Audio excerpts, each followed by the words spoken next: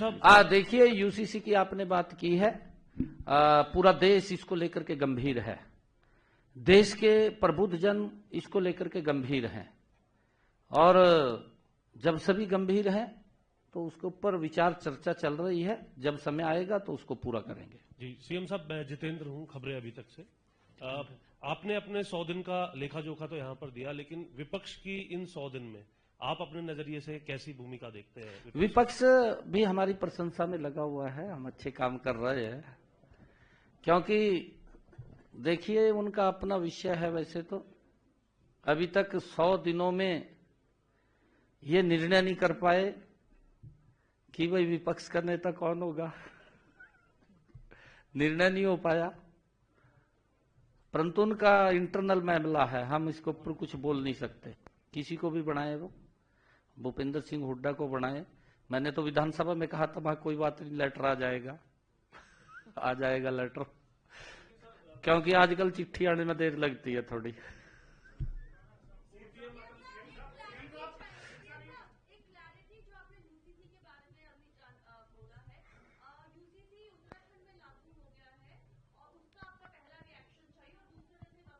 नहीं, उन्होंने अच्छा किया है। नहीं, हमने जब उन्होंने लागू किया था तो उसकी हमने प्रशंसा की थी। क्यों? मैंने जो बात, मेरा रिएक्शन आपने समझा नहीं। मैंने कहा कि पूरे देश के अंदर इसको लेकर के डिबेट चल रही है, चर्चा चल रही है, और लोग चाहते हैं कि ये लागू हो। देश का बहुत बड़ा लोग, बुद्धिजीवी लोग चर्चा करके इसके ऊपर ये चाहते हैं कि यूसीसी लागू होनी चाहिए, और जैसे जैसे समय आएगा हम करेंगे ना, मैंने कहा है। सीएम साहब ये जो आपने सीएम साहब जो ये 100 दिन का कार्यकाल है, 100 दिन की उपलब्धियां आपने बताई सर, करीब 1.5-2 घंटे में, तो आने वाले कोई 1 साल का या कोई 2 साल का कोई और लक्ष्य तय किया है सर कि किस तरीके से काम? वो लक्ष्य के बारे में मैंने बताया ना पूरा, भी हमने क्या क्या काम करने हैं, मैंने उसके बारे में भी बताया आपको कि हमारे सामने जो काम है हम गति से उन कामों को करेंगे, और कर रही है हमारी सरकार, मजबूती से कर रही है। सीएम साहब, Ravi Chandel, Surya Samachar, this side sir. जी सर, हाल ही में कैबिनेट की मीटिंग में आपने कहा कि दिव्यांगजनों के अंदर जो सूची है उसमें 11 और कैटेगरीज को ऐड कर लिया गया, लेकिन मस्कुलर डिस्ट्रोफी एक ऐसी सीवियर डिजीज है जिसको लेकर बहुत से बच्चे और उनके जो अभिभावक थे वो बीते दिनों मुख्यमंत्री आवास पर भी पहुंचे थे। उनका कहना है कि जो रेट है वो काफी ज्यादा रेट है, और वो अब्रॉड से जो है वो 1 करोड़ में आता है, तो उसमें फाइनेंशियल एड हरियाणा सरकार जो जितने भी मस्कुलर डिस्ट्रोफी के बच्चे हैं, क्योंकि वो सिर्फ और सिर्फ बच्चों के लिए ये मस्कुलर डिस्ट्रोफी डिजीज है, तो उसको लेकर कोई फाइनेंशियल एड हरियाणा सरकार जो है वो उन बच्चों को देने जाए?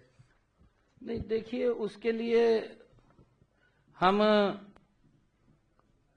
बजट के अंदर भी इसके लिए पूरा रोड मैप वो रखेंगे, और इसके लिए अलग से हम बजट की भी एलोकेशन करेंगे। और मैं आपको यह भी बताना चाहता हूं कि इसके लिए हम, हमारे चाहे मंत्रीगण हैं, चाहे मुख्यमंत्री, जो राहत कोष है उसके माध्यम से भी अगर कोई इस प्रकार की बीमारी अलग से आती है, उनको हम हेल्प करते रहते हैं, बजट के माध्यम से वो करते रहते हैं। ऐसा नहीं है कोई अब हमारे पास एप्लीकेशन देता है तो हम उसको लाभ देते हैं। एक प्रधानमंत्री कोष से आता है, एक मुख्यमंत्री कोष से आता है, हम उसको लाभ देते हैं।